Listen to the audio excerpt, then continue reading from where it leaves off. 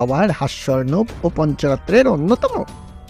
তার মেধাশক্তি ও হাস্যরসের জন্য মহারাজ গোপালকে রাজভাণ্ডারের প্রধান হিসেবেও নিয়োগ করেন এবং তিনি গোপাল ভাণ্ডারী নামে পরিচিত হন। ওই ভাণ্ডারী থেকেই অপভ্রংশ হয়ে ভাঁড়। তিনি বিখ্যাত ছিলেন তার হাস্যকৌতুক আর বুদ্ধির জন্য। মহারাজের তাই উনি হয়েছিলেন খুব স্নেহের পাত্র। কিন্তু যা হয়, কাজের জায়গায় কেউ একজন খুব প্রিয় হয়ে উঠলে বাকিদের জ্বলতে শুরু করে। এখানেও হয়েছিল ঠিক তাই। রাজসভার বাকি মন্ত্রীরা যখন দেখতে লাগলো একজন ভাঁড়কে মন্ত্রীদের মধ্যে বসানো হচ্ছে, তখন ওদের সম্মানে লাগলো।